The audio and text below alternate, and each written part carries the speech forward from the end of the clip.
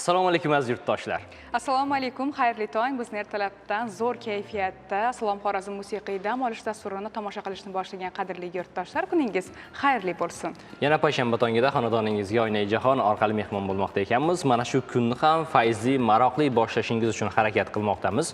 Ijodiy jamoamiz bilan birgalikda albatta va eng muhimi, har bir kunni, har bir daqiqani yaxshi kayfiyatda o'tkazsak, kun davomida, ayniqsa ertalabki kunlarni, ertalabki daqiqalarni, kun davomida mana shu kayfiyat sizga hamroh bo'ladi. Ish unumida ham, o'qishda ham, rejalarda ham. Xullas, bugun oldimizga qanday rejalar qo'ygan bo'lsak, barchasiga muvaffaqiyat bilan erishib, kunni yakunlang deymiz albatta. Buning uchun esa Xorazm Internet kompaniyasi sizga hamroh bo'ladi. Albatta, bu uchun bizda sabablar yetarli, chunki butun ijodiy jamoamiz bilan birgalikda bugun sizni xizmatingizdan, ertalabdan sizni yaxshi kayfiyatingizni ta'minlash maqsadida butun ijodiy jamoa vakillari ketma-ketlikda sizga qiziqarli lavhalar va mazmunli bo'lgan suhbatlarni tayyorlaganmiz. Albatta, bu sizga xush yoqadi degan umiddamiz. Va kunlar isib ketdi. Farhon bilasizmi? Bugun yozning haroratli kunlarining ichida sarqinroq lekin. Negadir ertalab va albatta sayr qilishga juda ham mos ob-havo bo'lyapti. Ayniqsa sayr qilish jarayonida inson baribir tetiklashadi, kayfiyatlari ko'tariladi va agar sayr qilishga imkoniyat vaqt topa olmayotgan bo'lsangiz, biz hozir an'anamizga bir ajoyib taronga navbatni beramiz. Uni tinglab kayfiyatlarni ham ko'tarib olamiz. Imkoniyat bo'lsa raqsga ham tushish mumkin, to'g'rimi? Albatta, chiroyli kayfiyatda bugun dasturimizni boshlash arafasidamiz va biz an'analarga sodiq qolamiz va bugun studiyamizga tashrif buyurgan mehmon ijodkorimizga navbatni taqdim etamiz. Albatta, mehmon ijodkorimiz Muzaffar Madrahimqullar, xush kelibsiz. Xush kelibsiz. Assalomu alaykum. Kayfiyatlar qanday ertalabdan? Ertalabdan zo'r kayfiyatlar. Mana shu kayfiyatni yurtdoshlarimizga ham taqdim qilamiz. Ilk ijro bilan. Tayyormisiz? Tayyormiz. Marhamat. Marhamat.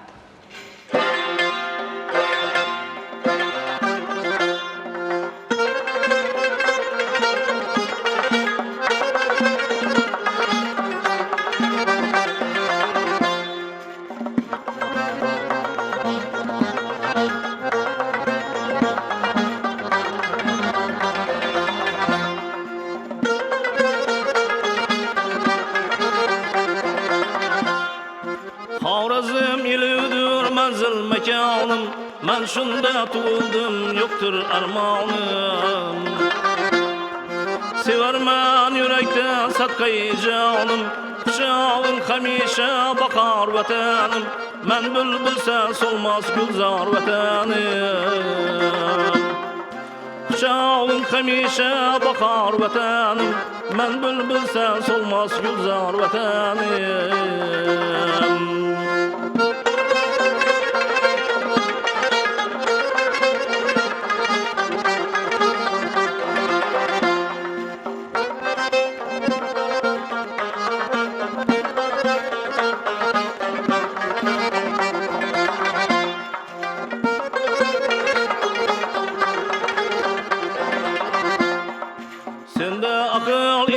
Yaşar insanlar, kalbin keng açıktır, gelse mihmallar. Tabi sonmayı bu şükre çağlar, sen barsan köküreyim asman vatanım, cahanda tinçlikke pasman vatanım. Sen barsan köküreyim asman vatanım, cahanda tinçlikke pasman vatanım.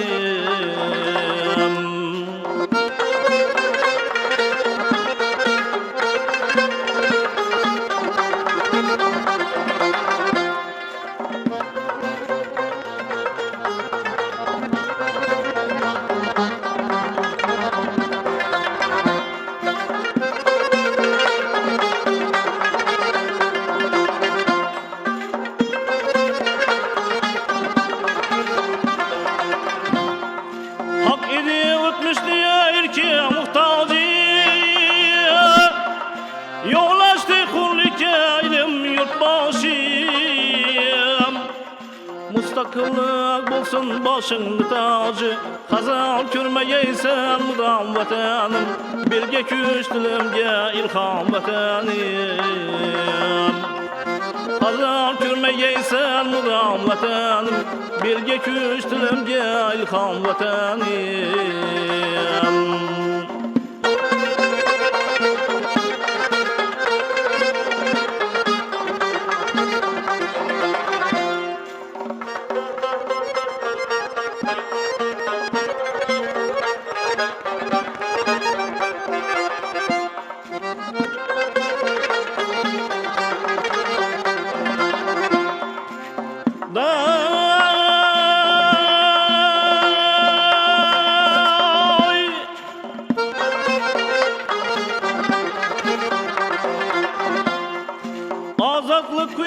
başı nuru dilimde Miqdad yavaş etken kudret bilimde Sevikli yurtum nişanı dilimde Kamildir men sene aşık vatanım Şaniye bağışla poşuk vatanım Kamildir men sene aşık vatanım Şaniye bağışla poşuk vatanım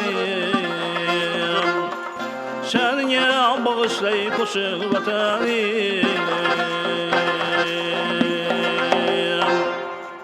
Katta rahmat Muzaffar Madrahimov ijrosida mana shunday ajoyib taronani tingladik. Minnatdorchilik bildiramiz va dastur davomida hali ijrolar bor. Jonli ijroda ajoyib sho'x qo'shiqlar ham bor. To'g'rimi? Hozircha tayyorgarlik ko'rib turasiz. Biz sizni kadr ortiga kuzatib qo'yamiz va bizda lavhalar ketma-ketligi bor albatta. Albatta, ishora qilayotganingizdek biz an'analarga sodiq qolamiz, qo'shiqlarni tingladik va ketma-ketlikda bizni har doim kuzatadigan muxlislarimiz allaqachon qaysi sahifaga navbatni taqdim etishimiz kerakligini bilib ilg'ab olishgan bo'lsa ne ajab, to'g'ri? Va keling, mana shu sahifa oldidan qisqagina ma'lumotlarni keltirib o'tsak, bugun 5-iyun sanasi va butun jahon atrof muhitni himoya qilish kuni nishonlanadi butun dunyo miqyosida. Albatta, shuningdek bugungi sanada butun jahon yugurish kuni ham nishonlanadi. Yugurish inson salomatligi, ayniqsa sportchilarning jismoniy faolligini oshirishda ham samara beradi. Hozirgi kunda butun dunyoda barcha yoshdagi insonlar o'rtasida yugurish musobaqalari va turnirlari o'tkazish an'anaga aylangan. Va bugun menimcha yugurishga juda ham qulay ob-havo bo'lyapti Albatta, ertalabdan. Endi judayam. kun davomida qanday bo'lishi noma'lum, lekin hozir ulgurib qolish kerak menimcha. Va bugungi sanada aynan butun jahon atrof muhitini muhofaza qilish kuniga mos tarzda qo'shni davlatlarda, atrofimizdagi boshqa davlatlarda ham turli xil kunlar, bayramlar nishonlanar ekan. Rossiya va Qozog'istonda ekologlar kuni, Tojikistonda gidrometeorologlar kuni, Yangi Zelandiyada daraxt ekish kuni, Daniyada otalar kuni va konstitutsiya kuni nishonlanar ekan. Demak, ishora qilganingizdek, biz kun tarix sahifasiga dasturimizdagi ilk sahifaga navbatni taqdim etamiz. Ana undan keyin biz yana studiyaga qaytamiz. Marhamat.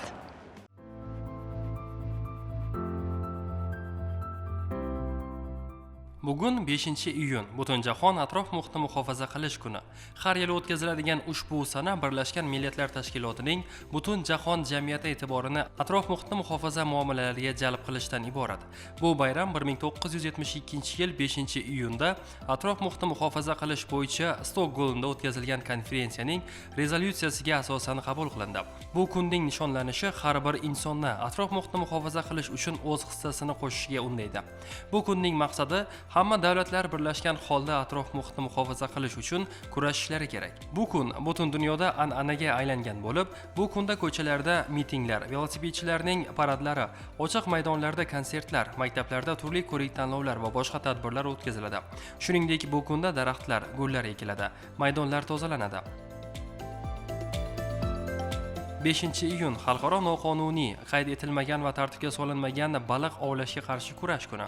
Bu kun Birlashgan Millatlar Tashkiloti Bosh Assambleyasi tomonidan noqonuniy, xabar qilinmagan va tartibga solinmagan baliq ovining dengiz ekotizimlari va qirg'oq jamoalariga salbiy ta'siri haqida xabardorlikni oshirish uchun tashkil etilgan. Ushbu jarayon global muammo bo'lib, baliqchilikning barqarorligiga va ularga bog'liq bo'lgan millionlab odamlarning turmush tarziga tahdid soladi. Baliq ovlash litsenziyasiz baliq ovlash yoki taqiqlangan vositalardan foydalanish kabi milliy yoki xalqaro qonunlarni buzadigan baliq ovlash faoliyatini o'z ichiga oladi. Bu harakatlar haddan tashqari baliq ovlashga, baliq zaxiralarining kamayishiga va dengizning yashash joylariga zarar yetkazishiga olib kelishi mumkin. 5-iyun birinchi havo shari havoga uchirilgan kun.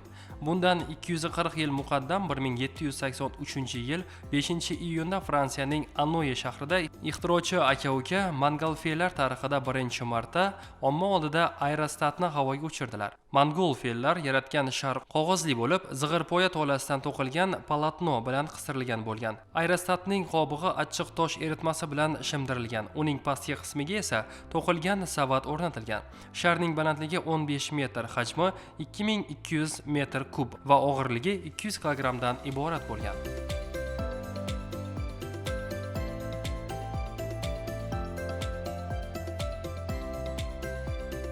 Shuningdek, bugungi sanada Butunjahon yugurish kuni ham nishonlanadi. Yugurish inson salomatligi, ayniqsa sportchilarning jismoniy faolligini oshirishda muhim samara beradi. Hozirgi kunda butun dunyoda barcha yoshdagi insonlar o'rtasida yugurish musobaqalari va turnirlar o'tkazilishi an'anaga aylangan.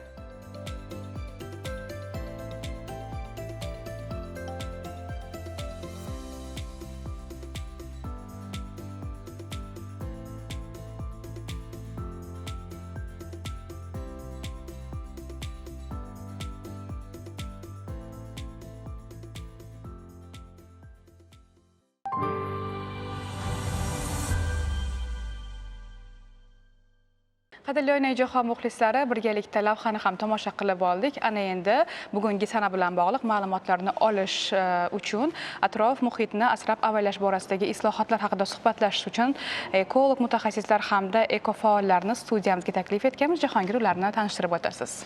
Albatta, keling, lavhani tomosha qildik va sana bilan bog'liq bo'lgan ma'lumotlarga ham ega bo'ldik. Albatta. Va sana bilan bog'liq bo'lgan suhbat jarayonlarini bevosita davom qildiramiz. Mehmonlarimiz viloyat ekologik partiyasi bosh mutaxassisi Baxtiyor Qalandarov, Urganch shahar ekologik partiyasi raisi Shokir Hojimurotov va albatta ekofaol yoshlar Zafarbek Hayitboyev, Oygul Xudoyberganovalar bugun studiyamiz mehmonlari. Xush kelibsizlar. Xush kelibsizlar. Kun xayrli bo'lsin. Avvalo bugungi sana bilan sizlarni tabriklaymiz. Va bugun sizlarda bayram. Soha fidoyilarni bayrami va albatta aslida atrof muhitni muhofaza qilish har birimizning burchimiz. Bugungi kunda respublikamizda ayniqsa barcha sohalarda aynan bu jihatga katta e'tibor qaratilmoqda. Qayerga bormang, yashil belbog'lar qilinmoqda, yashil manzarali bog'lar qilinmoqda. Har bir xonadon oldida ham mana shu ishlarni ko'rishimiz mumkin.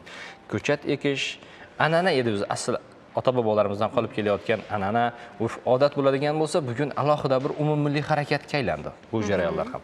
Xo'sh, viloyatimizda ayniqsa ekologik partiyasi tomonidan qanday ishlar amalga oshirilmoqda bu borada? Endi assalomu alaykum, hurmatli teletomoshabinlar. Haqiqatda yana bugun bir bayram sifatida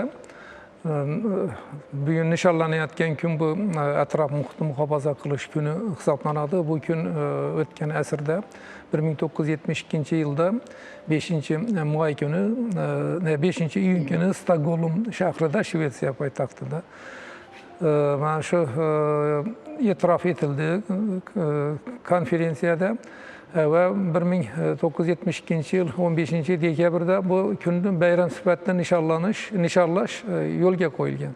Nimaga? Sababi o'tgan asrda insoniyatni tabiatda bo'lgan juda katta salbiy ta'siri desa bo'ladi. Sababi bu faoliyati, inson faoliyatida juda katta bu tabiiy resurslarga ehtiyoji kuchli bo'ladi. Shu ehtiyojni, tabiiy resursni tergab, samarali, oqilona foydalanadigan bo'lsa, tabiiy resurslar ancha uzoqqa boradi.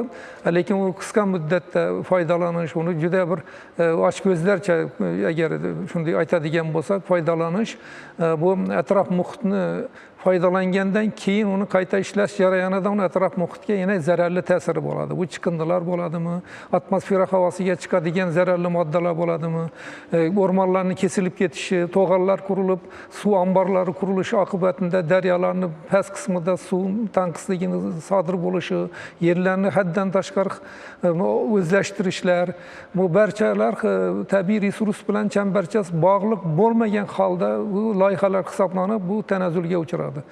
Shuning uchun 1970-yillarda bu insoniyat, bu inson abgor ommasi buni sezdi va mana shu ekologiyaga juda katta tabiatda bu e'tibor boshlandi.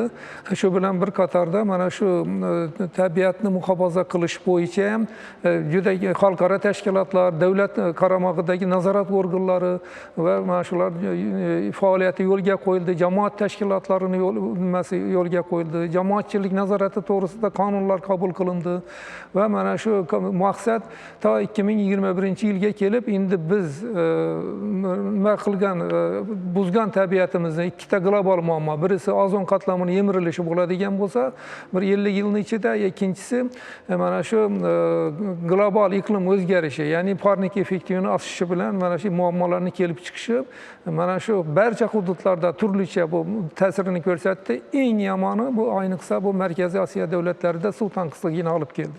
Katta bir Aral dengizini yo'q bo'lib ketishi ham mana shu muammolarni hisobi bo'ladi. Shuning uchun 21-asrni biz tabiatni qayta tiklash asri deb nima qildik va tabiiy resurslarni tiklashimiz kerak, qayta tiklash kerak. Buning uchun muhtaram prezidentimizni Birlashgan Millatlar Tashkilotida muammolarimizni ko'tarib chiqishi, takliflar bilan chiqishi, bir 10-15 ta takliflar ilgari surildi va bu butun bir dunyo tomonidan tan olindi, ma'qullandi va bugungi kunda o'zimizni davlat dasturlarimizni asosiy qismini ekologiyani muhofaza qilish yo'nalishlari qamrab oldi. Shuning uchun bu mana yaqinda qabul qilingan 2030-yilgacha aholini ekologik savodxonligini oshirish bo'yicha ham qabul qilingan konsepsiyani tasdiqlash to'g'risidagi 2015-maydan bu yil 15-maydagi 184-sonli qarori ham juda dolzarb ahamiyatga ega. Bunda maktabgacha ta'lim tashkilotlari, maktab ta'limi, maxsus maktab ta'limi, oliy yoxlarda har bir yo'nalishi bo'yicha qanday ishlarni amalga oshirish bo'yicha mana shu yerda aniq belgilab berilgan nimada qarorda. Tushunarli. Shokir aka, aynan sizga murojaat qilmoqchimiz. Bu boradagi ishlar, ya'ni atrof muhitni muhofaza qilish borasidagi ishlar Urganch shahrida qay darajada olib borilmoqda hozirgi kunda? Assalomu alaykum. Bugungi kunda Urganch shahrida endi mana shu partiyamizni, bizani jamoamiz kichkina bo'lishidan qaramasdan biza targ'ibot tashkilot ishlarini olib boryapmiz. Shu maktablarga, institutlarga borib turib tashviqot qilyapmiz. Shu ekologiyani asrash, ekologiyani muhofaza qilish, dov-daraxtni, yer osti boyliklari, yer usti boyliklarini shu zaxirani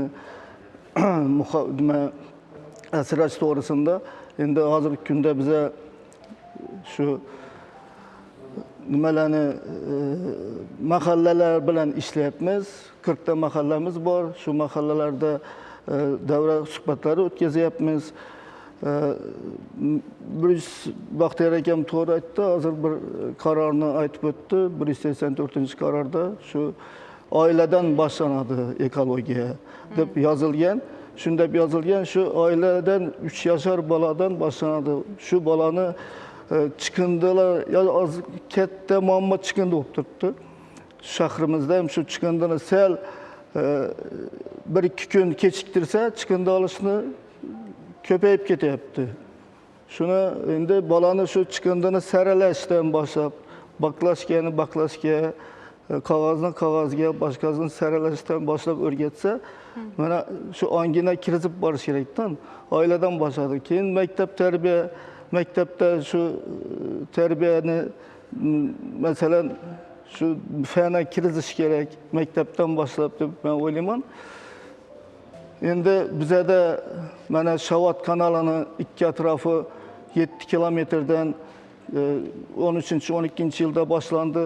Dov-daraxtlarni ekish hozir u juda katta bo'lib o'rmonzor aylanayotir.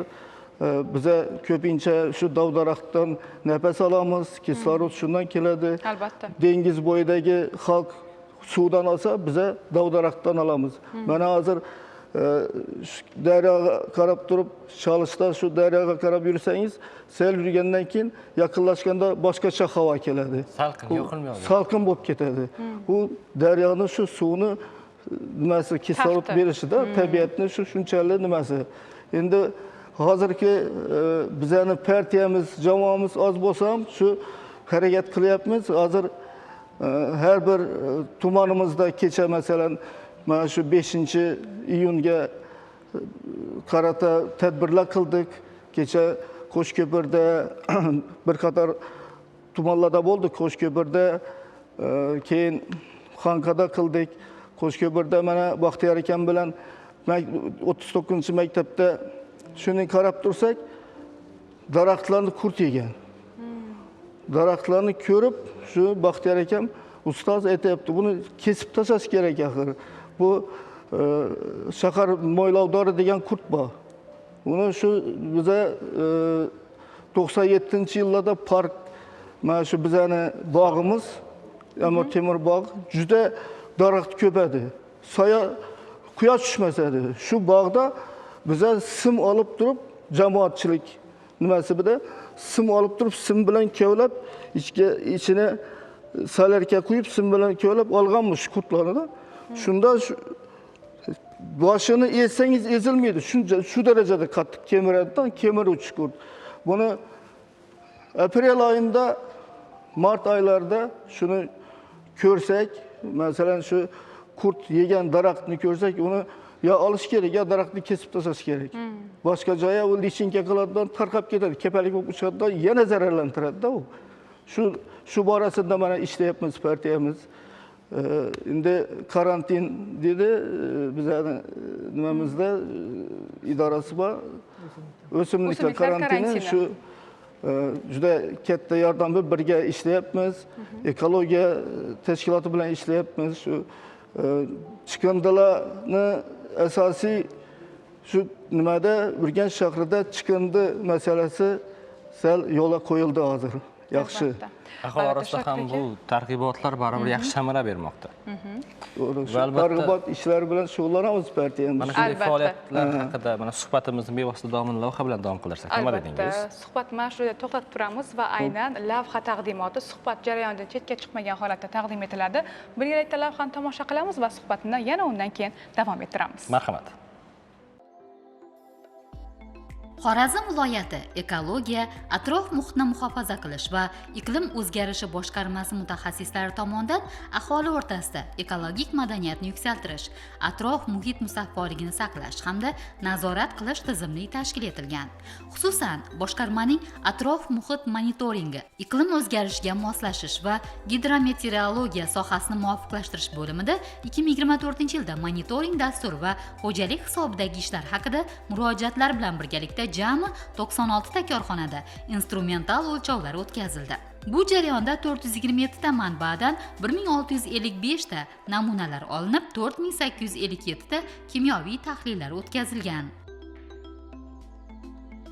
Xorazm viloyat ekologiya, atrof muhitni muhofaza qilish va iqlim o'zgarishi boshqarmasi atrof muhit monitoringi, iqlim o'zgarishiga moslashish va gidrometeorologiya sohasini muvofiqlashtirish analitik laboratoriya bo'limi tomonidan viloyatdagi atrof muhitga ta'sir ko'rsatuvchi korxonalar tomonidan atrof muhitga bo'lgan ifloslantiruvchi moddalarni miqdorlarini aniqlashda analitik laboratoriyamiz faoliyat olib boradi. Bu sohamizda atmosfera havosiga zararli chiqindi chiqaruvchi manbalardan, tuproq ifloslanishi bo'yicha viloyatda faoliyat ko'rsatayotgan korxona tashkilotlaridagi tuproq ifloslantiruvchi manbalaridan va oqova suv va ochiq suv havzalariga oqovalarni tashlovchi korxonalar tomonidan atrof muhitga bo'lgan ta'sirlarni miqdorlarini aniqlash bo'yicha analitik o'lchovlar o'tkazib boramiz. Bunda bo'limimiz tegishli tajribali mutaxassislardan va me'yoriy metodik qo'llanmalar bilan jihozlangan o'lchov asbob uskunalari bilan ta'minlanib, shu bo'yicha faoliyat olib boramiz. Endi bunda faoliyatimizda korxonalar tomonidan atmosfera havosiga cheklangan tashlamalar, oqova suvlarni ochiq suv havzalariga tashlash bo'yicha chegaralangan miqdor va tuproq ifloslanishi bo'yicha belgilangan me'yorlarga qanchalik mos kelishi, rioya qilinishi ustidan analitik laboratoriya kuzatuvlar olib boriladi. O'tkazilgan tahlil natijalariga ko'ra, viloyat suv ta'minoti aksiyadorlik jamiyatiga qarashli Urganch, Xiva va Pitnak shaharlari oqova suv tozalash inshootlaridan chiqarib tashlanayotgan oqovalar tarkibidagi ifloslantiruvchi moddalar miqdori belgilangan me'yorlardan yuqori ekanligi aniqlanib, 257 million 253 ming so'm kompensatsiya to'lovi hisoblanib, 249 million 317 ming so'm undirib olinishiga erishilgan. Shuningdek, atmosfera havosiga chiqindi chiqaruvchi jami 47 ta korxonaning 302 ta manbasidan 1313 ta namuna olinib, 1345 ta kimyoviy tahlillar o'tkazildi. mutaxassislarimizni malakalarini oshirish bo'yicha vazirlik qoshidagi xodimlarni malakasini oshirish institutida va UzDav standart agentligi qoshidagi metrologiya instituti qoshida malakalarni oshirish ishlari olib borilmoqda. Bunda metodik o'zgarishlar va yangi qabul qilinayotgan asbob uskunalarda ishlashga moslashish, o'rgatish tadbirlari olib boriladi va ularni keyin kelib o'zimizda viloyatimizda ish faoliyatimizga tatbiq qilish bo'yicha ishlar olib borilmoqda. Atmosfera havosidan nima qilinadigan tashlamalarni tashlaydigan manbalarga avtomatik stansiyalarni o'rnatish va ularni korxona tashkilotlarini hududida kuzatuv postlarini o'rnatish bo'yicha ham ishlar olib borilmoqda. Korxona tashkilotlarida birlamchi lokal akva suv tozalash inshootlarini va atmosfera havosiga ta'sir qiluvchi manbalarni chiqindi chiqarayotgan manbalarga yangi zamonaviy chang gaz uskunalarni o'rnatish bo'yicha chora-tadbirlar belgilanib, shularni bajarilishi bo'yicha ishlar olib borilmoqda. Analitik laboratoriyada yaqin 5-6 yillik davomida natijadorligi ancha past bo'lgan o'lchov asboblari bilan faoliyat ko'rsatganmiz. Hozirgi kunda mana shu yangi o'lchov asboblarini sotib olinishi natijasida va ularni ish faoliyatimizga tatbiq qilinayotganligi sababli 25 dan ortiq ifloslantiruvchi ingrediyentlarni aniqlash imkoniyati yaratildi va kelgusida yana bularni aniqlash ustida ish olib bormoqdamiz. Ekologiya, atrof muhitni muhofaza qilish va iqlim o'zgarishi boshqarmasi mutaxassislari tuproq ifloslanishi bo'yicha jami 13 ta korxonaning 30 ta manbasidan 106 ta namunalar olib, 313 ta kimyoviy tahlillar o'tkazishgan. Bu esa tabiiy muhit barqarorligini ta'minlash, tuproq tarkibini zararli moddalar ta'siridan himoya qilishda muhim samara beradi. Shuningdek, atrof tabiiy muhitni asrab-avaylash, manzarali daraxt hamda gul ko'chatlarini ko'paytirishga, hudud obodligini ta'minlashga ham e'tibor qaratilgan. Bu orqali yashil fauna va bog'larni barpo etish bo'yicha dasturlar ijrosi ta'minlanmoqda.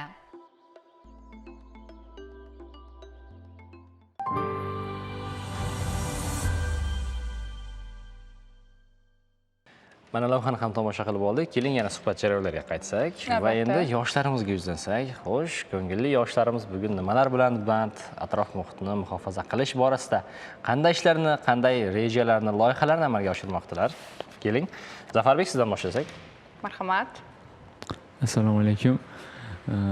Albatta tabiat bizni bebaho boyligimiz hisoblanadi. Ya'ni uni asrash har birimizning burchimiz. Shu yuzasidan hozir mutasaddi tashkilotlar bilan birgalikda biz yoshlar ham bu ekologiya sohasida faolmiz. Aynan o'zim ham ekofaol yoshlardan hisoblanaman.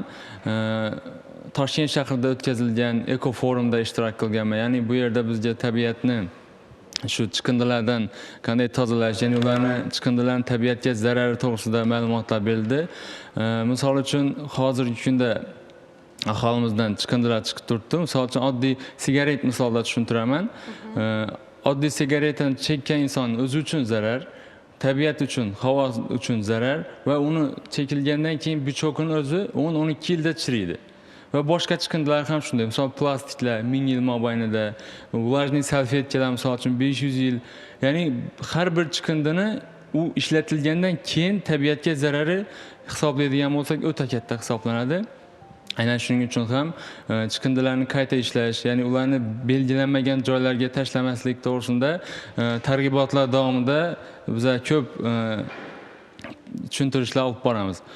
Bundan tashqari yaqinda mana Xorazm viloyatiga prezidentimiz tashrif buyurdilar va bizni mahallamizdagi gulchilik maktabini shaxsan o'zlari keldilar va men ham shu prezidentimiz bilan bevosita muloqot qilishga muyassar bo'ldim. Ya'ni prezidentimiz Xorazm viloyati iqlimiga mos ko'chatlarni yetishtirish, ayniqsa gujumchilik sohasiga e'tibor berdi. Ya'ni bizni gujumchilik zonamizga o'tib, alohida gujum ko'chatlari bilan tanishdi. Ya'ni bu bizni iqlimimizga mos o'simlik hisoblanadi. Ya'ni gujumning foydasi Xorazm sharoitida gujum yaxshi o'sadi. Ya'ni bundan tashqari prezidentimiz shu Xorazm viloyatida ekologik shu madaniyat va tadbirkorlikni qo'llab-quvvatlash sohasida ko'p takliflar berdilar. Ya'ni biz yoshlar ham aynan shu ekologiya sohasida faol bo'lib, o'zimiz ya'ni eko faol yoshlar safini oshirishga harakat qilyapmiz. Buning uchun mana ploging aksiyalar o'tkazilmoqda. Ya'ni ploging bu tabiat qo'ynida yugurib shu chiqindilarni yig'ish hisoblanadi. Ya'ni bunda har bir inson ko'ngillilar ishtirok qilishi mumkin. Yugurgan holatda chiqindilar yig'iladi va eng ko'p chiqindi yig'gan inson shu g'olib deb topiladi. Ya'ni bu ploging aksiyasi hisoblanadi. Yoshlar ko'lida o'tkazilib turibdi. Ya'ni bu aksiyalar ko'p tashkil qilinmoqda. Shu ekologik madaniyatni yuksaltirish. Yoshlarning qamrovi kundan kunga ko'payyaptimi?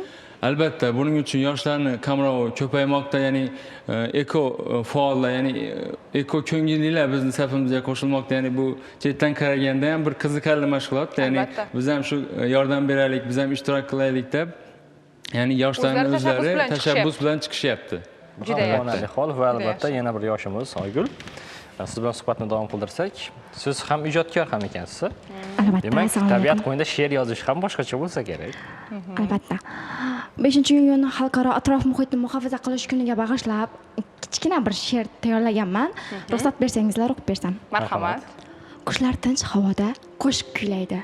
Qushlar bilan birga yurak kuylaydi. O'zbegim ichida yashnagay gullar. Bahor kelishi bilan bodom gullaydi. Ariqlarda suvlar shildirab oqar. Go'yoki hayot ko'zlarga boqar. Tabiat sirlarin astoydil ochay. Bunday go'zalliklar barchaga yoqar. Har bir qadam, har bir yillarda tabiatsevar insonlar o'zbek ellarda. Tabiat ishonchli yoshlar qo'llarida. Tabiatni asraylik vatandoshlarim. Tasanno. Ajoyib. Va mana shunday targ'ibot ishlari ham ijodda, ham amalda bor, to'g'rimi? Xo'sh, amalda qanday ishlar amalga oshirilmoqda? Amalda atrof muhitni muhofaza qilish barqaror taraqqiyot yo'lida tabiiy resurslardan oqilona foydalangan holda kelajak avlodlarga yetkazib berishda, turli xil ko'chat ekinlari ekishda, Mo'ynoq tumaniga borgan safarimizda ham turli xil saksovullar, cho'lga chidamli o'simliklar ekishda juda faol qatnashib, o'z samaramizni ko'rsatdik. Juda yaxshi. Baxtiyor aka, Shokir aka, aynan kelajakdagi rejalar qanday? Endi bu mana shu Faoliyatdagi. partiyani bu siyosiy tashkilot bo'lgandan keyin bir xalq ommosini tabiatni muhofazasiga qaratish, fikrini qaratish, endi mana shu bir nima qilish kerak, asosiy vazifa qilish kerakki, tabiatni barqaror qiluvchilar kimlar? Barqaror tabiat yaratuvchilar bo'lar yoshlar. Mana shu biz keksa vakillar o'z davrida mana ikkita muammoni keltirib chiqargan bo'lsak, endi bu tabiatni yaxshi tomonga burishni, bu kelajakni, shuning uchun kelajak tabiatini bunyodkori bo'lar yoshlar hisoblanadi. Mana shu ikki yoshimizni so'zlagan so'zlaridan juda bir mamnunlanib o'tiribman, xursand bo'lib. Demak, biz yoshlarni ong shuurida ekologik madaniyatni shakllantirish, mana shu tabiiy resurslarga nisbatan hurmat ruhini uyg'otish, uni tejamkorligiga erishish, mana shuni biz o'zimizga vazifa qilib oldik. Buni va amalga oshayotgan loyihalar bor. Davlat dasturlari loyihasi bor. Shu loyihalarni jamoatchilik nazorati bilan buni endi nafaqat davlat nazorati organlari yoki bu jamoatchilik asosida shu loyihalarni amalga oshishindagi ekologiya muammolari qanday hal qilinadi yoki bo'lmasa shu talabi qanday yo'lga qo'yilgan, shularni jamoatchilik nazorati asosida yana shu davom qildirish. Yashil makon umummilliy loyihasida bunda ham shu davlat organlariga ko'makchi bo'lish, ular bilan bir qatorda mana shu ekilgan daraxtlarni shaffofligi, ko'chatlarni va haqqoniyligi ustidan jamoatchilik nazoratini yo'lga qo'yish. Mana shu partiyaning asosiy vazifalari hisoblanadi. Tushunarli. Rahmat. Shokir aka. Viloyatimizda 46 deputatimiz bor. Bu deputatlarimiz hozir faol ishlayapti. Nimada viloyatda 4 ta deputat bor. Shahar kengashlarida, tuman kengashlarida 3 tadan deputatlar bor. Endi shu men bir narsani aytib o'tmoqchiman. Xiva shahrida Qumyop degan yop bor, endi ariq.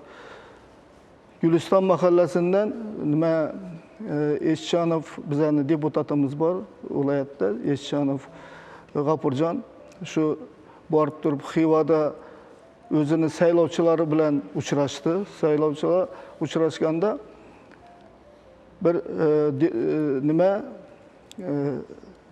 Güliston mahallasini raisi turdidan bizada dedi 2 kilometr joyni suv yo'q, bormayapti, ariq ko'milib qolgan dedi.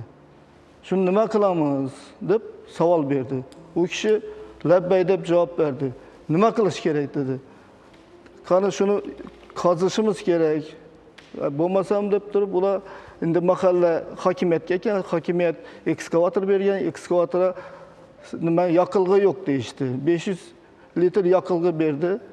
Nazorat qildik borib, shu yerga dov-daraxtlar qurib boryapti deb mart aprel oyi edi. Shunda suvni berib, qazilib suv berib, shu mahalla faol ishtirok qilib suv olib bordi-da.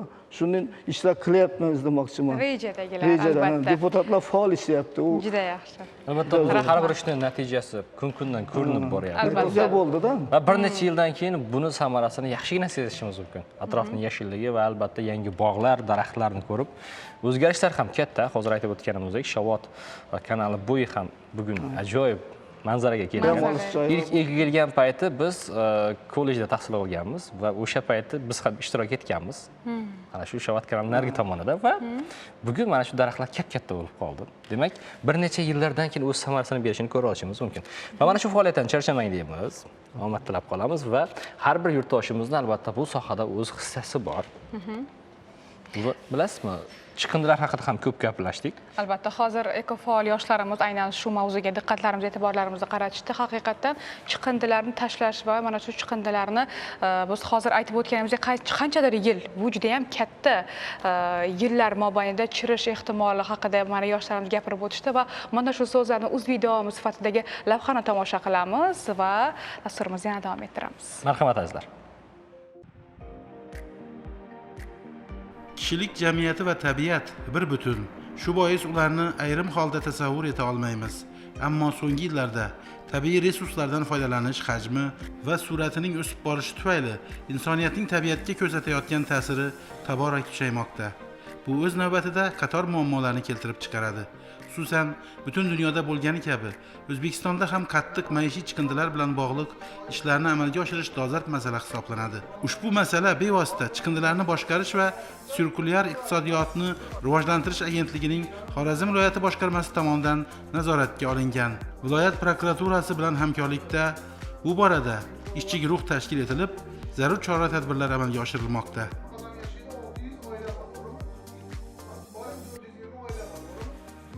O'zbekiston Respublikasi Prezidentining 2024-yil 4-yanvardagi 5 ev sonli farmoni qabul qilindi. Mazkur farmon ijrosi yuzasidan viloyat prokuraturasi, viloyat hokimligi, ekologiya, atrof muhitni muhofaza qilish va iqlim o'zgarishi boshqarmasi hamda boshqa mas'ul idora va tashkilotlardan iborat ishchi guruhlar shakllantirildi. Mana bugun biz shakllantirilgan ishchi guruh bilan birgalikda viloyatimizning Shovot tumanida bo'lib, Shovot tumanining qattiq maishiy chiqindidan bo'lgan debitor qarzdorligi ishchi guruh bilan birgalikda o'rganildi. Mana shu o'rganishlarimiz natijasida Shovot tumanida joylashgan sanoat korxonalari rahbarlari bevosita prokuratura organlari tomonidan rasmiy ravishda ogohlantirildi. Viloyat prokuraturasi tomonidan nazorat tadbirlarimiz davom ettirilmoqda. Bugungi kunda dunyo miqyosida chiqindilar muammosi eng dolzarb ekologik masalalardan biridir. Shu bois davlatimiz konstitutsiyasining 9-bobi iqtisodiy, ijtimoiy, madaniy va ekologik huquqlar deb nomlanib, unda tegishli moddalar orqali har kim qulay atrof muhitga, uning holati to'g'risidagi ishonchli axborotga ega bo'lish huquqiga egaligi, fuqarolar atrof tabiiy muhitga ehtiyotkorona munosabatda bo'lishga majburligi, davlat fuqarolarning ekologik huquqlarini ta'minlash va atrof muhitga zararli ta'sir ko'rsatilishiga yo'l qo'ymaslik maqsadida shaharsozlik faoliyati sohasida jamoatchilik nazoratini amalga oshirish uchun shart-sharoitlar yaratishi haqida belgilab berilgan. Jumladan, qattiq maishiy chiqindilarni to'plash, olib chiqib ketish xizmatidan aholining qamrov darajasini oshirish, hududlarda qattiq maishiy chiqindilarni to'planib qolishini oldini olish, chekka hududlarda ham sanitariya jihatdan tozalash xizmatlarini ko'rsatishga qaratilgan. Shovot tuman sanitar korxonamiz tomonidan aholi va ulgurji yuridik tashkilotlarga qattiq maishiy chiqindilarni olib ketish bo'yicha 26 dona maxsus texnika vositamiz xizmat qilyapti. Va buni olib ketib, maxsus joylarda saralangan keyingi qattiq maishiy chiqindi poligonlarga olib joylashtirilyapti. Qattiq maishiy chiqindining saralangan qismini qayta ishlab, bundan ikkilamchi mahsulot ishlab chiqaryapmiz hozirgi davrda. Kelgusida yana 100% saralab, 0% chiqindi degan tamoyilda amal qilishga harakat qilamiz. Qattiq maishiy chiqindilarni to'plash, olib chiqib ketish xizmatlari bilan aholini qamrab olish bosqichma-bosqich amalga oshirilib, bugungi kunda viloyat aholisining 80%ga 4 ta sanitar tozalash korxonalari tomonidan xizmat ko'rsatib kelinmoqda. Aholining ko'rsatilgan xizmatlar uchun to'lov intizomini yanada takomillashtirishga qaratilgan O'zbekiston Respublikasi Prezidentining chiqindilarni boshqarish tizimini takomillashtirish va ularning ekologik vaziyatga salbiy ta'sirini kamaytirish bo'yicha chora-tadbirlar to'g'risidagi farmoni muhim ahamiyatga ega. Bunda 2024-yil 1-apreldan boshlab ko'chmas mulk hamda avtotransport vositalari bilan bog'liq bitimlarni notarial tasdiqlashda qarzdorlik mavjudligi, qattiq maishiy chiqindilarni to'plash, olib chiqish xizmatlari uchun aholi tomonidan majburiy to'lovlarni to'lash va hisobini yuritishning yagona elektron tizimi orqali onlayn rejimda tekshirilib, qarzdorlik bartaraf etilganidan keyin notarial harakatlar amalga oshirish, chiqindi xizmatlari uchun oylik to'lovlardan qarzdorligi bo'yicha abonentlarni SMS orqali xabardor qilib borish ishlari amalga oshirilmoqda. Viloyatimizning 531 ta mahallasiga 4 ta sanitar tozalash korxonalari xizmat ko'rsatib kelinmoqda. Bugungi kunda shu sanitar tozalash korxonalarining infratuzilmasini yaxshilash maqsadida chiqindilarni boshqarish va sirkulyar iqtisodiyotni rivojlantirish agentligining byudjetdan tashqari mablag'lari hisobidan viloyatimizga joriy yilning birinchi chorakida 13 ta maxsus avtotexnika vositalari olib kelinib, lizing asosida sanitar tozalash korxonalariga lizing shartnomalari asosida berilmoqda. Hozirda 2 ta sanitar tozalash korxonamizga shu 7 ta maxsus texnika berilib, viloyatimizning Shovot, Xonqa, Xazarasi hamda Bog'ot tumanlariga, Yangi bozor tumanlariga berildi, foydalanish uchun topshirildi. Bugungi kunda chiqindilarni olib chiqib ketish bo'yicha viloyatimizda 900 tonna chiqindi olib borilib, poligonlarga joylashtiriladi. Bugungi kunda toza makon billing dasturi ijtimoiy to'lovlarga integratsiya qilinib, tizim shakllantirilgan. Hozirda shu toza makon billingda aholimiz o'ziga qulay bo'lishi uchun mobil ilovalar ham joriy qilingan. Endilikda aholi qattiq maishiy chiqindi yig'ish texnikalarini bevosita endilikda o'zini mobil telefonlari orqali ko'rib, kuzatib boradilar hamda ularga hisoblanayotgan to'lovlarni, oylik to'lovlarni hamda to'lagan pullarni shu mobil ilova orqali kuzatib boradi. Chiqindilarni boshqarish sohasiga ham axborot kommunikatsiya texnologiyalarini joriy etish, rivojlantirish orqali abonentlar to'lovlarning aniq hisobini yuritish, billing tizimida elektron to'lov tizimlarini takomillashtirish, to'lovlarni amalga oshirishda qulay sharoitlar yaratish, debitor qarzdorliklarni qisqartirishga alohida e'tibor qaratilmoqda. Xususan shu paytga qadar foydalanib kelingan billing tizimining ma'nan eskirganligi inobatga olingan holda bugungi kun talablariga javob beradigan keng imkoniyat va funksiyalarga ega bo'lgan qulay tizimni yaratish maqsadida toza makon billing elektron davlat axborot tizimi ishlab chiqildi. Ushbu chora-tadbirlar tizimda noreal debitor qarzdorliklarni shakllanishini oldini olishga xizmat qilishi bilan ahamiyatli. Shovot tumanida 55 ta mahalla bo'lib, bizning sanitar tozalash korxonamiz tomonidan 150 mingta aholiga xizmat ko'rsatib kelyapmiz. Shu xizmat ko'rsatishni yanada yaxshilash maqsadida bu yil yangi texnikalar, 5 ta yangi texnika olib keldik. Yanada aholiga yaxshi xizmat ko'rsatish uchun yana toza texnikalarni kiritmoqchimiz. Hozirgi kunda aholidan qattiq maishiy chiqindi o'z vaqtida grafik asosida olib chiqib ketilib turibdi. Viloyatimizda 531 ta mahallada istiqomat qiluvchi 410.647 ta abonentlar kadastr raqamlari orqali o'zaro integratsiya qilinib, billing tizimiga kiritildi. Aholiga ko'rsatilgan xizmatlar sifatini yanada takomillashtirishga qaratilgan ishlar chiqindilarni boshqarish va sirkulyar iqtisodiyotni rivojlantirish agentligining viloyat boshqarmasi tomonidan olib borilib, bugungi kunda Xorazm viloyati bo'yicha xizmat ko'rsatuvchi sanitar tozalash korxonalari bilan hamkorlikda 263 ta maxsus texnikadan 247 tasi maxsus texnikalar to'liq GPS tizimiga ulanib, yangi tizim yaratildi. Ushbu tizim orqali endilikda abonentlarning faqat ko'rsatilgan xizmatlargagina to'lovlar hisoblanishi nazarda tutuvchi yangi elektron tizim ishga tushiriladi. Bu albatta chiqindilarni o'z vaqtida olib chiqib ketilishini ta'minlashga xizmat qiladi.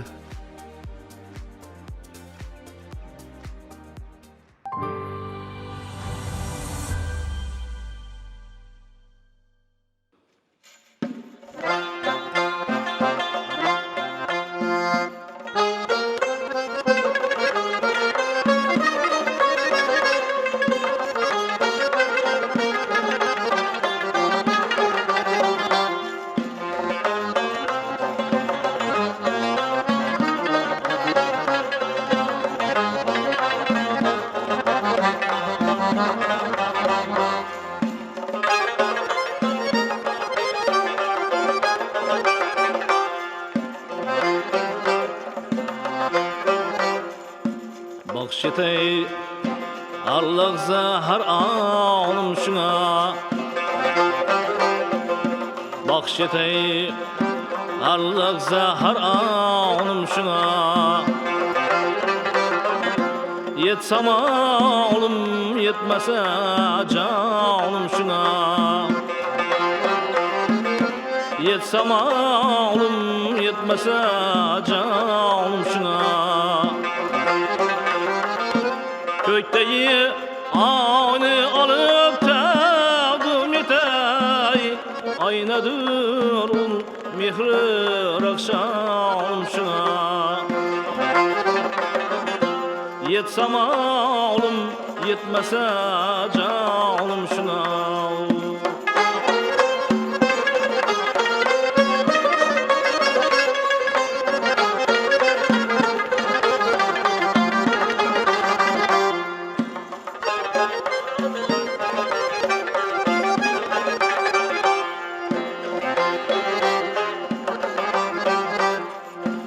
Aklarım mihracı yıldızlı sama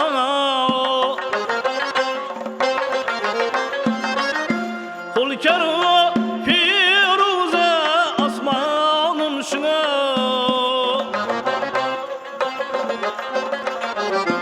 Olsa yer tünler nurafşanım beni Ulmeli hurşidi tabanım şuna Yetsem oğlum yetmese canım şuna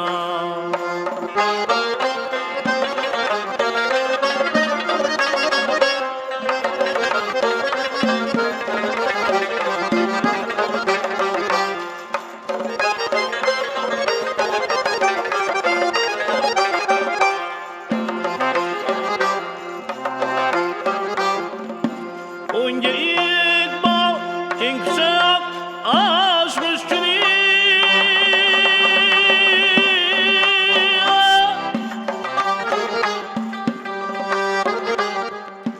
Sat kabulsün baklı devranım şuna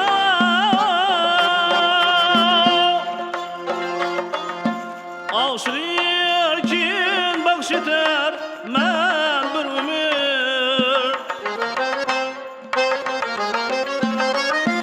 Barça yakşı şiru destanım şuna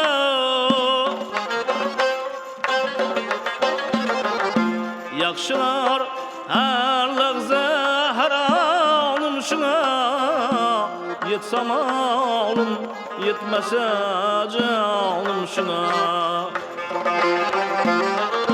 Kökteki ağını alıp tağdım etey Aynadır mehri rakşalım şuna Yetsam alım yetmese canım şuna Yetsam alım yetmese canım şuna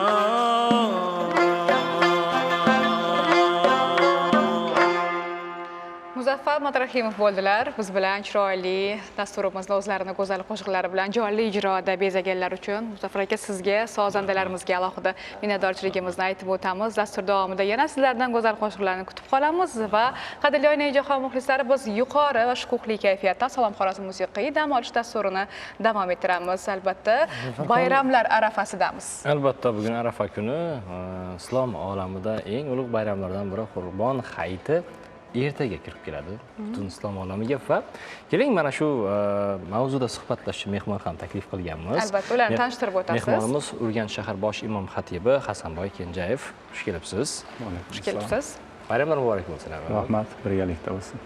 Bugun mana Arafa kunidamiz va albatta har bir kunni mana shunday dinimizda ham hayit bayramini kutib olishning o'ziga yarasha odobi, qonun, qoidalari bor. Bu borada bir tavsiyalar yurtdoshlarimizga bir o'z maslahatlaringizni bersangiz. Alhamdulillah, Alloh taolaga beadad shukrlar, hamd va sanolar aytamiz. Mana ulug' butun dunyo musulmonlarini orziqib kutgan ulug' bayrami Qurbon hayiti Idul Azho yaqinlashib, mana bo'sag'asida turibmiz. Bugun Arafa. Bugun Arafa xalqimizda eng bir qadrlanadigan, bir hayitga tayyorlanadigan kun hisoblanadi. Bu Arafa kuni butun dunyo musulmonlari mana hajda to'planadilar. Bizi yurtimizdan ham bu yilgi yilda 15 mingdan ziyod hajjilarimiz bugun Arafat vodiysiga chiqib, Arafatda hajni bir arkoni, farzi bo'lgan Arafatda turish vukufni ado qiladilar. Va mana shuning uchun bugun Arafa kuni deyiladi. Arafa kuni nihoyat daraja bir savobli, fazilatli, ro'za tutadigan, ibodat qiladigan, Alloh taolaga bir yaqinlik hosil qilish uchun bir-birovlarga saxovat, mehr, shafqat ko'rsatadigan bir fazilatli kun. Bu kunni mana xalqimiz bugun ko'pchilik odamlar mana ro'za tutishlik bilan boshlab yubordi. Bugun ertaga mana bo'ladigan hayitga tayyorgarlik ko'riladi. Bu hayit Qurbon hayiti nomi bilan ham qurbonlik qilib, Alloh yo'liga qurbonliklar qilib yaqinlashishlikni mana shu Idul Azho deyiladi. Idul Azho bu katta bayram. Ertaga mana shu bayramni butun dunyo musulmonlari, xalqimizdan mana jannat makon yurtimizda inson qadri uchun, inson baxti uchun degan bir ezgu shior g'oyaga hamohang sifatida bu qurbonlik, qurbi hayit bir saxovat, ahillik, bag'rikenglik, bir-biriga bo'ladigan mehr, shafqat ulashadigan bir chiroyli bayram hisoblanadi. Ertaga inshaalloh taolo yurtimizda hayit namozlari o'qilishligi mana 5 dan 45 minut o'tganda belgilab qo'yibmiz. Viloyatimizda 97 ta masjidda inshaalloh taolo hayit namozlari o'qishligi uchun 97 ta masjidimiz tayyor holatga keltirilgan. Va mo'min musulmonlarimiz ertalabdan turib shu masjidlarimizga borib hayit namozlarini ado qiladilar. Hayit namozini ado qilgandan keyin bu hayitning sunnatlari shu qo'ni qo'shnilar bilan, ota-onalar bilan va tevarak atrofdagi do'st yaronlar, qarindosh urug'lar bilan bir ziyoratlashib, ularni hol-ahvol so'rashligi va o'tib ketganlarni ziyorat qilish uchun qabristonlarga borib, ularni ham bir ruhlarini shod qilishlik bizi mana qadriyatlarimizga, urf-odatlarimizga singib ketgan. Mana shu dinimizni ham ko'rkazmasi, albatta mana shu hayit kunlari o'tganlarning ruhini shod qiladigan bo'lsa, ularni ziyorat qiladigan bo'lsa, ota-onalarni ziyorat qiladigan bo'lsa, nur ustiga a'lo nur bo'ladi. Va mana shuni bugungi kunda mana qabristonlarimizni obodonlashtirish ishlari bajarilgan, mana shunday ziyoratgohlarimiz obod qilingan, masjidlarimiz hayit namozlari ado qilish uchun tayyor holatga keltirilgan va mo'min musulmonlarimiz albatta mana shu Qurbon hayitida xursandchilik qilib, mana shu Qurbon hayitini haqiqiy ma'noda saxovat bayrami, bir-biriga xursandchilik ulashadigan, ota-onalarni ziyorat qiladigan, qarindosh urug'larni ziyorat qilib, ko'ngli o'ksik insonlarga yordam beradigan bir ulug' fazilatli kunlar hisoblanadi va mo'min musulmonlarimiz albatta buni yilda mana shunday bir ko'tarinki ruhda o'tkazib kelayotir. Bugun mana Alloh taolo yurtimizga bergan tinchlik, osoyishtalikning sharofati bilan bu yil mana yanada xursandchilikda mana shu bayramlarni kutib olishlikka tayyorgarlik ishlari bo'lib turibdi. Ziyorat odobi haqida ham gaplashib o'tsak, siz bilan endi bizni hozir ko'plagan muxlislarimiz tomosha qilishadi va aynan siz tomoningizdan beradigan tavsiyalarga ular ham amal qilishadi degan umiddamiz. Inshaalloh taolo ziyorat endi payg'ambar alayhisolatu vassalom avval qabristonlarni ziyorat qilishlikdan islomni avvalida qaytarganlar. Keyinchalik Rasululloh sallallohu alayhi vasallam qabristonlarni ziyorat qilinglar, o'liklaringizni ziyorat qilinglar, chunki bu oxiratni eslatadi deganlar. Va mana shunday Qurbon hayiti kunlarida, bayramlarda albatta o'tganlarni, ota-onalarni, ulug'larni ruhlarini shod qilish uchun qabristonlarga boriladi. Qabristonlarga borilganda bir vazminlik bilan, sakinat bilan, yaxshi niyatda ularning haqqiga duo qilishlik, ularning ruhini shod qilishlik maqsadida boriladi. Qabristonga borganda bugun mana xalqimizning ma'naviyati, diniy e'tiqodi nihoyat darajada bir mustahkamlanib, katta bir darajalarga yetayotir. Bugungi kunda mana qabristonga borgan paytida ham bizni tavsiyamiz ayollarimiz, yosh go'daklar bir ochiq-sochiq holatda emas, bir vazmin holatida, bir yaxshi niyatlar bilan shu o'tganlarning ruhini shod qilishlik maqsadida borib ziyorat qilib, ularni bir ruhini shod qilib qaytadirgan bo'lsa, nur ustiga alo nur bo'ladi. Lekin ba'zi holatlarda mana hozir ham ba'zi bir ko'ngilni qiladigan holatlar bor. Qabristonlarga har xil pishiriqlar olib borib, bugungi kunda mana sanitariya nimalarga, talablarga to'g'ri kelmaydirgan, u yerdagi chong, to'proq yerlarga tashab, yo bo'lmasa bir bizda mana Xorazmda po'stiq pishirib borish kerak deydi, bo'rsoq pishirib borish kerak deydi. Bu narsalar dinimizda yo'q. Qabristonga faqat o'tganlarning ruhini shod qilish uchun boriladi, ziyorat qilinadi, ulardan ibrat olinadi va ularning ruhiga Qur'on tilovatlar qilinadi. Qabristonda yeyish, ichish narsalar bizning dinimizda qaytarilgan. U yerga mana shuning uchun u yerga olib borib mana bunday bir oziq-ovqat mahsulotlarini tashab qo'yishlik, u yerga olib borib yeyishlik ya qabrlarning ustida bu narsalardan qaytarilgan. Va xalqimizga shuni tavsiya qilamizki, ertaga mana hayit kunlarida asosan tiriklarni ziyorat qilish kerak. Hayot yurgan ota-onalarimizda, hayot yurgan qarindoshlar bor, aka-ukalar bor, opa-singillar bor, amma, doyi, jiyanlar bor. Shularni borib holidan xabar oladigan bo'lsa, mana ko'ksi siniq kasal yotgan bemorlarimiz bor mahallalarimizda. Shularni borib bir ko'nglini ziyorat qilib, bir ko'nglini xursand qiladigan bo'lsa, bizni dinimizda mana ulug'larimiz aytadilarki, bir ko'ngli siniq odamning ko'ngliga xursandchilik ulashishlik 100 ta haji akbardan afzal bo'ladi, savobi deydi. Shuning uchun xalqimizga tavsiya qilamiz, qabristonlarni ham ziyorat qilish kerak o'zini odobinda. Lekin bu hayit kunlarida asosan tiriklarni ziyorat qilish kerak. Bir-biriga xursandchilik ulashish kerak. Bayromona kayfiyatda sayil qilib, farzandlarni bir sayillarga olib chiqib, ayollarimiz bor mana shunday bir xursandchilik bilan o'tkazadigan bo'lsak, shu hayitni bir odoblarga rioya qilgan bo'lamiz. Rahmat, tashakkur. Va albatta bu borada bugun mana dinimizni targ'iboti, uni qo'llab-quvvatlash borasida hozir aytib o'tdingiz, hojilarimiz bugun Arafa tog'ida va albatta mana shu haj amallarini amalga oshirish uchun ham davlatimiz tomonidan, davlatimiz rahbari tomonidan ham ko'plab e'tibor qaratilmoqda, e'tiroflar bo'lmoqda va albatta bularni ham natijasini ko'rib turibmiz, to'g'rimi? Albatta mana shu Qurbon hayitida, Qurbon Zulhijja oyida butun dunyo musulmonlari islomning 5-rukni bo'lgan haj ibodatini ado qiladilar. Bu yil kunda mana muhtaram yurtboshimizning tashabbuslari bilan bizni mana hoj kvotamiz 5000-6000 odam edi. Bu yil mana 15000 dan ziyod hojilarimiz shu kecha kunduzda haj ibodatlarni bajarishlik uchun bugun mana Arafat vodiysida turadilar. Mana yaqinda shu darajada bir xursandchilik bo'ldiki, muhtaram yurtboshimiz shu yurtimizdan ketgan hojilarni bir holidan xabar olishlik uchun muftiy Nuriddin Xoliqnazar hazratlari bilan telefon orqali muloqot qildilar va birinchi gaplargan so'ragan narsalari shu hojilarimizga yaratilgan sharoit, ularning salomatliklari, ularga bo'layotgan mana shu ibodatlarni bajarish holatlarini so'radilar va muftiy hazratlari ham hojilarni muhtaram yurtboshimizga avvalambor ularni salomlarini yetkazdilar va yurtimizdagi butun dunyo musulmonlari qatorida eng yuqori kayfiyatda Saudiya Arabistonda yurtimizdan borgan hojilarni kutib olinganligi va ularga chiroyli mehmonxonalar, chiroyli avtobuslar, mana shunday ibodat, haj ibodatlarini ado qilish uchun yaratilgan sharoitlardan nihoyat darajada xursand ekanliklari, yurtimizni tinchligi, osoyishtaligi uchun, xalqimizni farovonligi uchun 15 mingdan ziyod hojilarimiz duo qilayotganliklarini muftiy hazrat muhtaram yurtboshimizga aytib ta'kidladilar va muhtaram yurtboshimiz hojilarimiz mana shunday ulug' ibodatlarni bajarib qaytib kelgandan keyin ham mana jonajon yurtimizda yanada ezgu ishlarni amalga oshirishlikka, asosan mana shu ijtimoiy himoyaga muhtoj insonlar bilan ishlashga va yoshlarimizni tarbiyasi bilan ma'naviyatiga, vatanparvarlik tuyg'usini shakllantirishlikka va mana shunday bir boquvchisini yo'qotgan muhtoj insonlarga homiy bo'lishliklariga umid qilaman deb umid bildirdilar. Va mana shu hojilarimiz ham mana Qurbon hayitida inshaalloh taolo 5-rukun bo'lgan haj ibodatlarini chiroyli ado qilib va mana shunday yurtimizda yaratilgan sharoitlardan unumli foydalanib, yanada yurtimizga qaytib keladigan holatlarda mana xursandchiliklar bilan yanada kutib olinadi. Yanada mana shunday Qurbon hayitini shukuhi hali yanada davom qiladi degan umiddamiz. Albatta, katta rahmat. Ma'lumotlar uchun, tavsiyalar uchun minnatdorchilik bildiramiz. Suhbat uchun ham va albatta bayram yana bir bora qutlug' bo'lsin deymiz. Bizda Nefarxon lavha bor. Yoz mavsumi baribir dam olish. Ayniqsa bolajonlarimizning oromgohlari o'tmaydi. Kutilgan kunlar, albatta deymiz. Va ularning sho'xligini ko'rmaysizmi? Ayniqsa oromgohlarda ular miriqib dam olishmoqda bugun.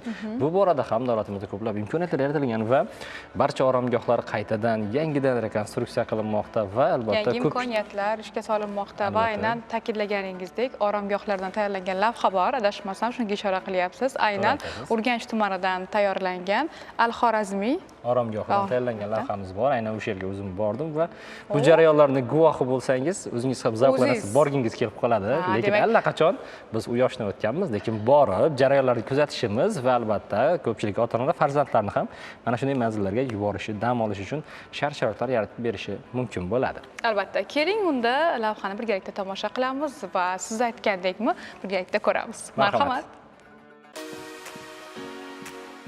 Yoz mavsumi bolajonlar uchun unutilmas damlarga boy bo'ladi. Ayniqsa, o'qish davri tugab, oromgohlarda maroqli hordiq olish, yangi do'stlar orttirish imkoni yaratiladi. Buning uchun barcha oromgohlarda bolalarni sog'lomlashtirish va ularning vaqtini mazmunli tashkil etish maqsadida 12 kunlik dastur ishlab chiqilgan. Unga muvofiq har kuni turli xil sport musobaqalari, ijodiy tanlovlar, to'garak mashg'ulotlari o'tkaziladi. Urganch tumanidagi Al-Xorazmiy oromgohida ham ana shunday qizg'in jarayonlarga guvoh bo'lish mumkin. Bolajonlarning sog'lom ovqatlanishi ham asosiy masalalardan. Kuniga 5 mahal tamaddi qilishlari uchun Fayzli oshxonada malakali mutaxassislar xizmat qilmoqda.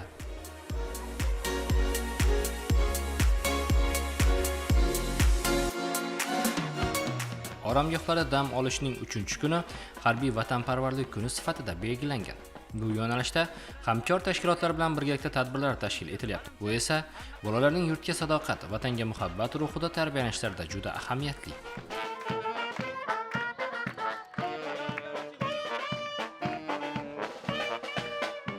Oromgohimizda bu yil bayramona kayfiyat o'zgacha shukuhda ufurmoqda.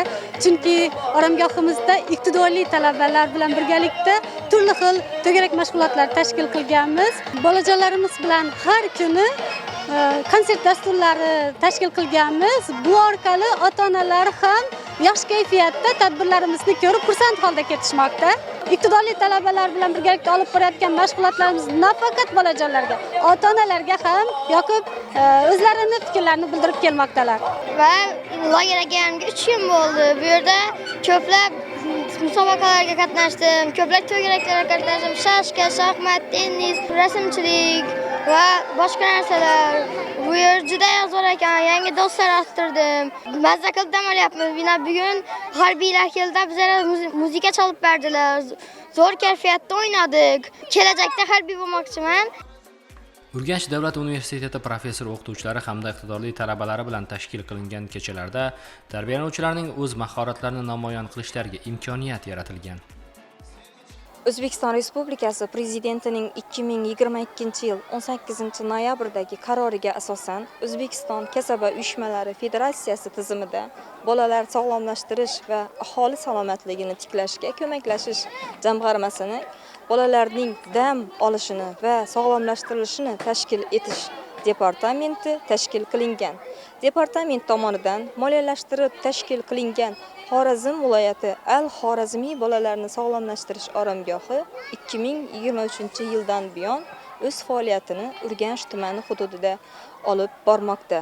Oromgohimiz har yili yoz mavsumida 600 nafar bolajonlarni o'z bag'rida 12 kunlik ishlab chiqilgan sog'lomlashtirish, ma'naviy, ma'rifiy rivojlantirish dasturi asosida faoliyat olib bormoqda.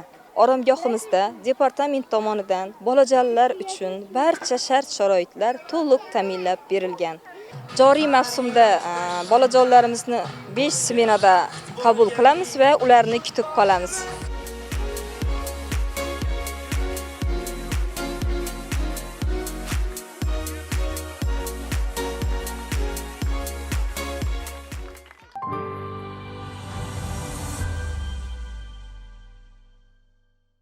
Azizlar, dasturimiz davom qiladi. Ana endi dasturimizga yuqori kayfiyat taqdim qilib kelayotgan san'atkorimiz bilan suhbat qilamiz. Albatta, Muzaffar Madrahimov, xush kelibsiz. Sizni studiyamizda ko'rganimizda juda ham xursandmiz. Ma'lumot o'rnida aytib o'tishim kerak, ushbu ijodkor meni maktabimda birinchi musiqa ustozim bo'lganlar. Muzaffar aka, ustoz, xush kelibsiz. Ustozingiz demak. Albatta, birinchi musiqa ustozim. Va albatta bu ham boshqacha. Albatta. Ustoz bilan suhbat qilish baribir. Albatta, mas'uliyati bor. Mas'uliyati, hayajoni bor. Ustoz baribir salobati bo'ladi. Va albatta, lekin ustoz bilan har gal suhbatlashganda yana nimalarnidir olgingiz keladi. Albatta. Ola olasiz ham. Doimo. Keling endi faoliyat haqida ham to'xtalsak, mana Nilufarxonning ustozi bo'lgan ekansiz va bugun ham mana shu faoliyat davom qilyapti. Ko'plab shogirdlar bor. Xo'sh, faoliyat qanday bo'lyapti? Bugun o'zingiz ustozsiz. Avvalambor boshlab assalomu alaykum deymiz. Shu telekanal qarshisida o'tirgan aziz insonlarimizga mana bugun bir qo'shaloq bayram desak, yanglishmaymiz, mubolag'a bo'lmaydi. Yana bugungi 5-iyun sanasindagi bo'ladigan bayram tabiatni muhofaza qilish kuni, ularni ham bayram bilan tabriklayman. Avvalo qolaversa bugun shu Qurbon hayiti arafasida shu dasturlar bo'lib turgandan men xursand bo'ldim taklif qilishganiga. Avvalom boshlab sizlarga ham ishlaringizga muvaffaqiyat tilayman. O'zlarimizning ijodiy faoliyatimizga kelsak, yana Nilufarxonning xabari bor. Endi biza shu ustoz bo'lib maktabga o'zimizni yana bir joyi o'zimizni o'qib ketgan maktabga shu yana xodim bo'lib ustoz sifatida kelganmiz. O'qishlarni bitkazib bu ham baribir boshqacha. Albatta shu o'zimni qandaydir shu maktab tortganda o'zini mana shu joyda ishlashimga borib shu ishlashga borganimda qabul qilishgan. Shundan buyon shu 98-yilda ishga qabul qilinganman. U ham endi 8-son maktab deb aytiladi. Bu paytda Temirazov maktab deyiladi. Shu bozorning qarshisidagi maktab bo'lgan, Xiva shahri. Shuda ish joyining faoliyatini davom qildirib 16 yil shu joyda ishladik.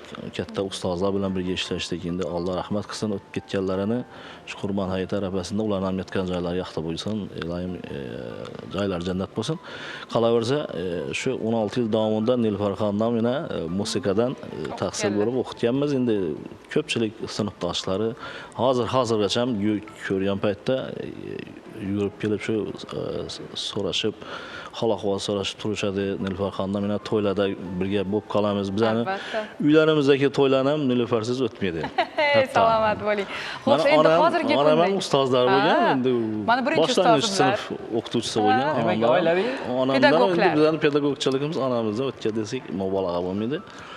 Shu oilamiz bilan yaxshi ko'ramiz. Shu sizlarni Xorazm kanalidan men o'zim shaxsan ko'raman. Har paytda ko'rib birga shu san'atkorlarni ham ko'ramiz, sizlarni olib bortirgan ishlaringizni ham ko'rib xursand bo'lib o'tiramiz. Endi mana ustoz deyapmiz, ustoz deyapmiz. Mana oilaviy ustozlar ekansiz va albatta har gal shogirdlar keladi. Ustoz deb xalaqol so'raydi. Mana Nilufarxon hali shungacha xonadoningizda hamisha onangiz ham ustozi bo'lgan va albatta insonni kamolga yetishida baribir jamiyatda bir o'z o'rnini topishi, shaxs sifatida shakllanishida ustozlarning o'rni beqiyos. O'zingiz ham ustozlarni ko'rganda ustoz deb yugurib borasiz. O'zimiz ham shogirdmiz hali. Keling ustozlarga ham bir to'xtalsak. Aytganingizdek, avvalo shu maktabda o'qitgan ustozlarimiz bo'lsa, Venera ustozimiz bo'lgan bizdan ham hozir ham hayotlar, yana 85 yoshni qarshilab boryaptilar. Umrlari uzoq bo'lsin. Bizlarning rahbarimiz bo'lgan shu rahbar deb aytamiz. Undan keyin yana o'qishlarga kirdik. Masalan, Matyus Qoratov nomli u paytda bilim yurtida aytilar edi. Baxtiyor aka Ismoilov qo'llarida tahsil oldik. Avvarobod sinfi bo'yicha. Undan keyin ana bu san'at yo'lindagi ustozimiz Nodirbek Avezov ustozimiz bor Xivadan, o'zimiz shahardan. Shu yoshlik paytimizda, juda yosh paytimizda unga qo'l berib, avvalo. Keyinchalik ana Azamat Otajonov ustozim, men sevimli ustozimiz bular hammasi ham. Meni eng yaxshi ko'rgan sevimli ustozimiz Azamat Otajonovni bilan tanishib, o'sha paytlarda u bilan qo'l berishdik, ustozcha yetkazishib, hozirgi kungacha bilmaganimizni so'raymiz. Bizani masalan har joyda ko'rishib tursak, undan quvonishib bir-birimizdan xalaqat so'rashib hozirgi kungacha ilohim umrlari ziyoda bo'lsin, umrlari uzoq bo'lsin. Ustozimni Azamat Otajonov ustoz endi hozir sal kasallanib turibdilar. Endi xalqimizning sevimli san'atkori hammaning xabari bor. Ilohim shu fursatdan foydalanib ustoza umrlari uzoq bo'lsin deymiz, ziyoda bo'lsin umrlari, 100 yoshlarga kirish tursinlar, vaqtlariga xojonam, onalari, Sara onam sog' bo'lsinlar.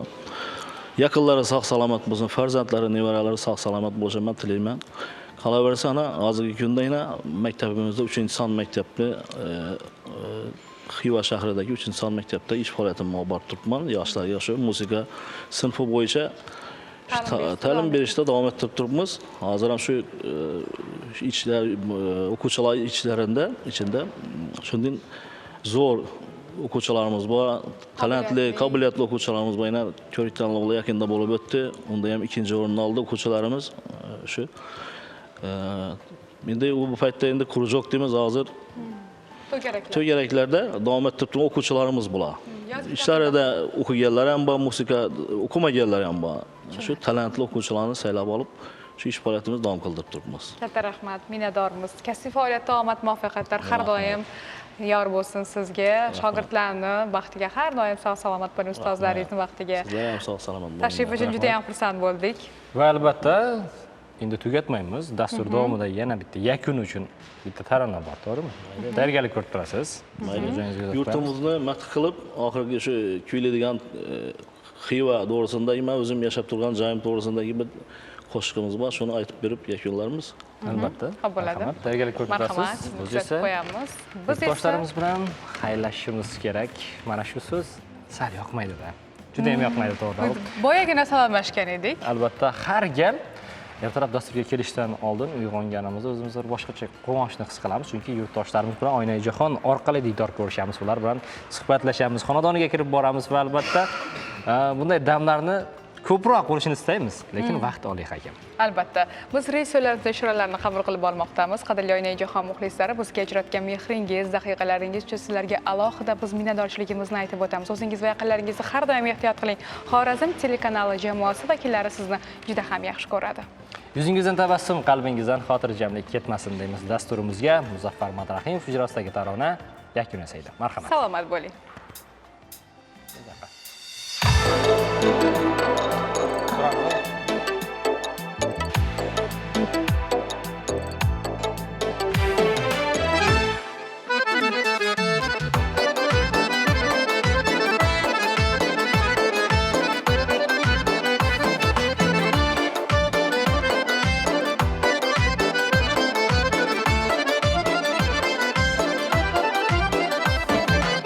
Dünyani görmesen görme, lekin gelip Xivani gör.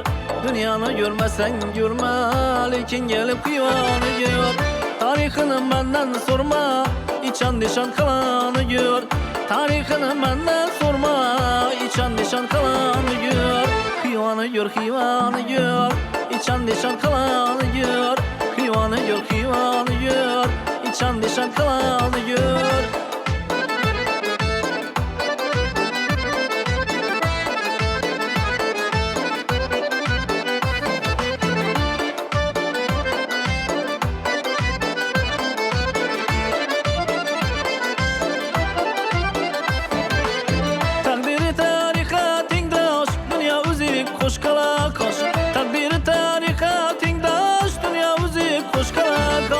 Asman bilen yere kardeş, menaracık vakanı gör.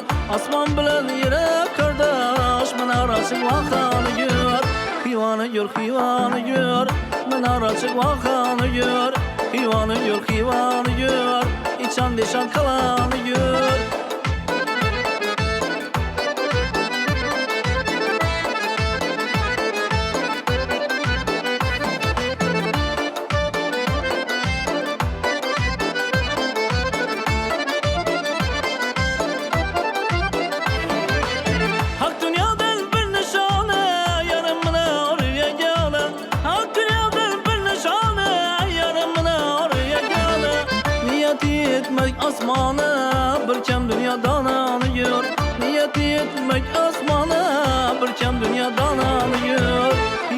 gör hivanı gör Bülkem dünya dananı gör Hivanı gör İçan dişan kalanı gör